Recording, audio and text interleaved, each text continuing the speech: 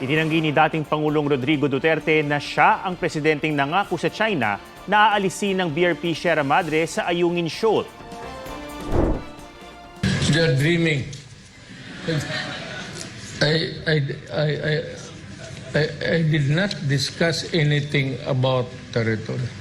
Yung Sierra Madre, sabi ng Pilipinas, ay atin, yung area na yan.